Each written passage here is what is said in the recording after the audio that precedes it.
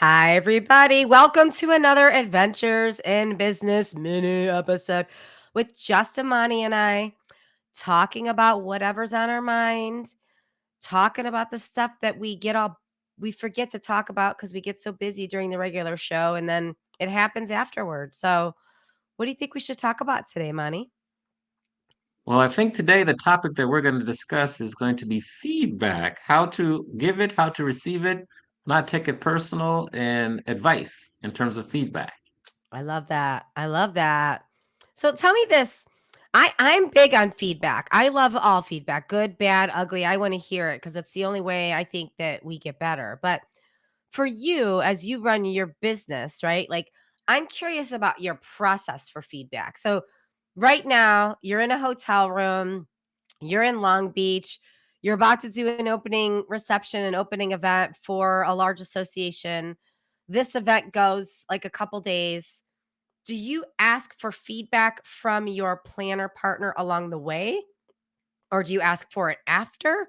What's your process, your feedback process?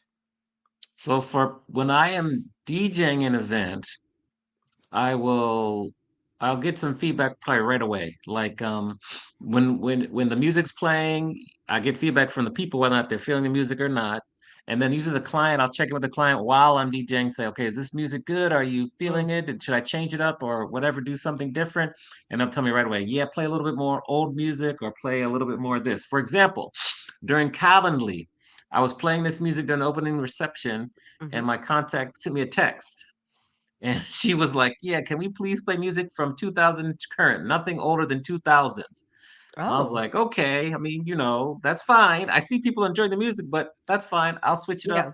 So I had to kind of stick to that. So most of the time when it comes to music, I'll get feedback about the type of music I'm playing right away, and I have to make adjustments and go with it. Sometimes we're like, "Oh, it's perfect, it's great." They might put on a request.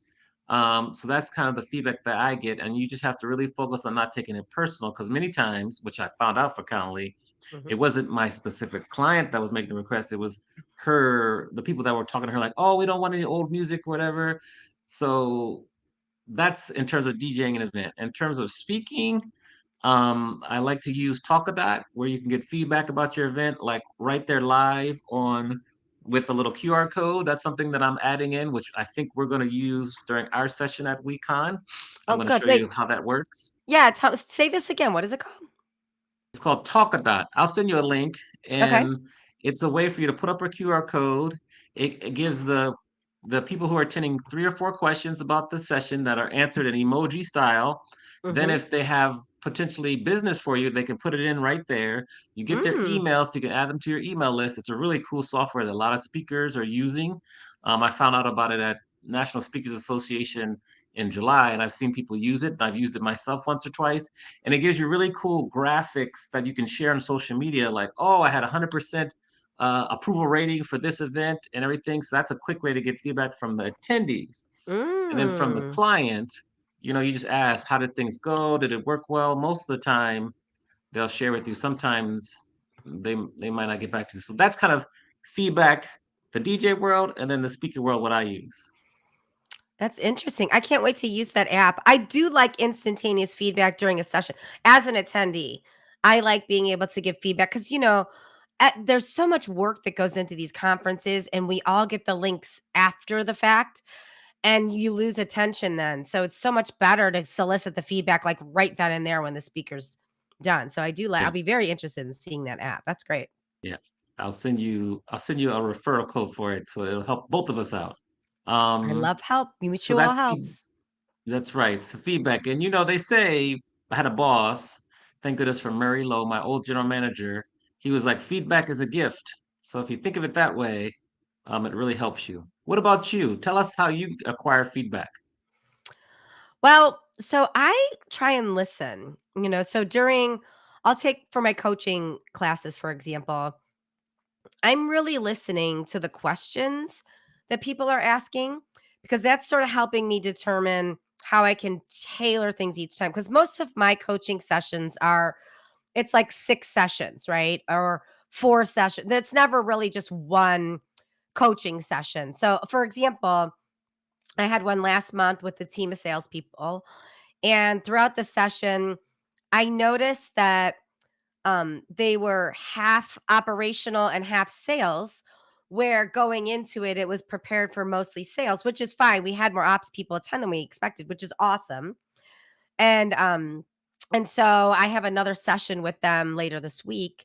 And so I am tweaking that so it's a little more curated, so it's a little something for everybody. So part of my feedback exercise, like my feedback strategy, is just to really listen so I can custom curate along the way.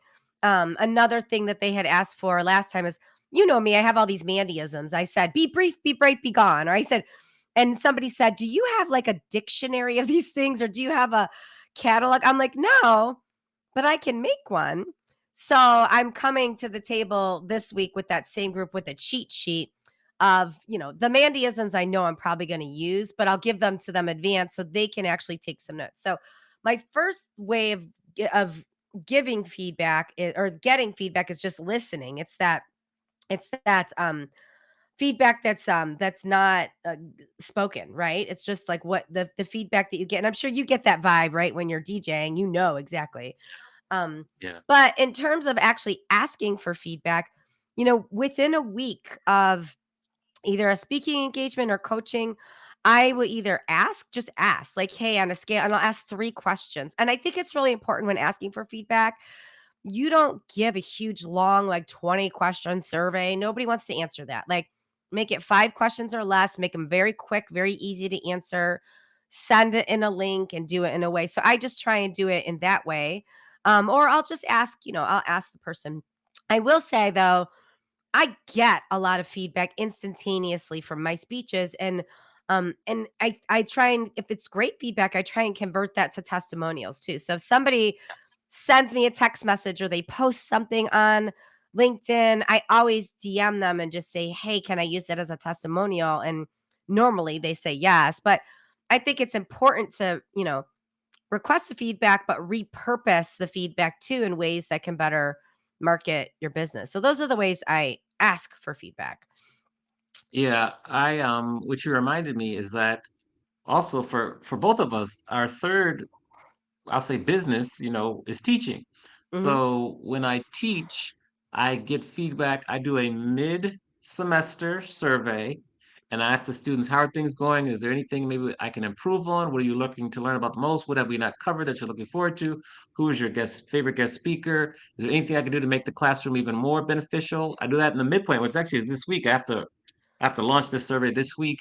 And then Yeah. at the end of the semester, I send out a survey that's different from the school regulated survey where I say, how was the semester? What was your favorite part? Did we cover everything you wanted to learn? What would you change about the class? And I ask some other questions. And it's really, really great. And through that, I've been able to learn and tweak how I teach, how I set up the lessons. For the longest time, they were saying, oh, we don't need to watch videos in class together. If you give us to us in advance, we can watch them and be ready for class, which I just switched to this semester. Mhm. Um, and so that feedback from the students has been great. I think the first semester I ever taught, one of the students said, try not to differentiate the grade levels at the end for the final exam because I made the final exam very difficult because I had to fit all the grades into a certain required GPA. Mm. And Mhm. so that was just honest feedback. She's like, yeah, try not to make the exam so hard that you're using that to separate the class, whatever, which was very, very interesting. And I took that to heart and kind of spread it out throughout the year. Hmm. A lot of people said simple things like, oh, make sure you write bigger on the whiteboard, stuff Mm. like that. That's you wouldn't think about, but it's really helpful. Yeah. I think asking for feedback is important in all areas, right? And then taking action. Cuz I think Mm. sometimes people ask for it and they're like, "Oh, that's nice." And then they don't take action on it. And I get great feedback from my classes that I teach, but I think on the other side of my business, something I try and do once a year with my conference business with HPN is ask customers, and that power question that you just said, what would you change if you could change anything? A question I like to ask my customers is, how has your business changed this past year?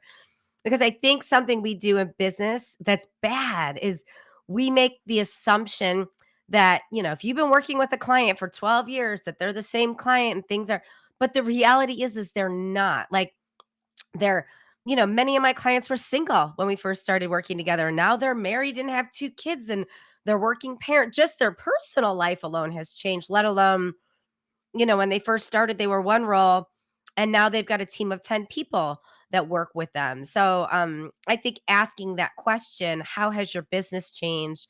And make sure you're doing that from an audit standpoint once a week. I love an art once a year. I love an audit and it helps you be better too. So it's not always like, tell me how I'm doing. It's just feedback in terms of how are you doing? How is your business? How can what is something that I can do to make your life easier? That's a way I think of asking for feedback too. And I think it's important to determine a time frame on it. Like you do it midway through the quarter, midway through the semester. I love that, right? I do it once a year, or when you're done speaking, you do it within a week of the actual engagement. I think like setting a time metric to it is super important too. Yeah, agreed. All right, so that's our mini on feedback. Any final thoughts before we sign off for the week? Well, I just have a final thought, accepting feedback. So, have you been in a situation where you got feedback that wasn't favorable, but might have been true that like wasn't favorable? How do you, because I think giving feedback is one thing, asking for feedback's another thing, but accepting feedback is a totally different thing. Yeah, and this is probably a story for a whole nother mini, but when I was in DJ school and I went through the first final exam after 6 classes and I missed passing the final exam by 2 points, I got feedback that I had to improve on certain things within my particular DJ skills. And it was very humbling. It was very Mm, difficult to hear. Everyone knows whether you pass or not, so people knew I didn't pass. And it was at that moment that I had to decide whether or not to continue at the school and try the last semester over again or just take my ball and go home. So it's probably one of the turning points of my mm, career. I'd say one of the top 5 in life too, because I had to make a decision whether or not to stick with it or not. The hmm. feedback that they gave me was right. It was 100% right on point. Oh, wow. It was just hard to take. So of course I didn't quit. I kept going, but I really had to kind of like check myself, leave my ego at the door, and just really come back into the lab, DJ lab, do some more work, practice some more, improve my skills. And the end result was that I ended up getting one of the highest scores ever for the final semester. So that it turned out well, but it was hard. It was tough. I'm so glad you didn't quit. I think so many people do quit once Yeah. they get not favorable feedback, but, it is like you started off at the beginning of this mini, feedback is a gift, Yeah. and sometimes when I get feedback that isn't favorable, I have to really turn it inward and say, "Okay, what about this is true? What about this can make me better? What about this is just somebody's opinion?" Sometimes it's just somebody's opinion you have to let Right. go. Other times it truly is constructive that does help you catapult to that next step. So I think filtering that feedback is important, but I'm glad you didn't quit, Amani. That's great. Yes. Why do you think so many people quit? I think it's frustrating. I think getting a negative feedback can be really frustrating, and I think it can be really demoralizing. And I think Yeah. sometimes people say, "Yeah, you know what? You're right. Like I'm not good at this," or "You're right. I shouldn't do this." And I think that's the moment where you push through, when you filter Yeah. through and you let that feedback fuel you. Yes. Yes. Don't tap out, people. Don't tap Don't out. don't tap out. Stay with it. Yes. Cool. Well, another lovely mini conversation. Look forward to Mhm. our next chat next week. If you're watching, listening, make sure you subscribe and like and share this with a friend. And you can like us on whether it's Spotify or Apple Music or Apple Podcasts, LinkedIn, wherever. And we look forward to seeing you again next week for another mini. We'll see you next week. Thank you. Give feedback, get feedback, accept it. All of the things, all the feedback. All the Yes. things. Take care, everyone. Bye. Bye.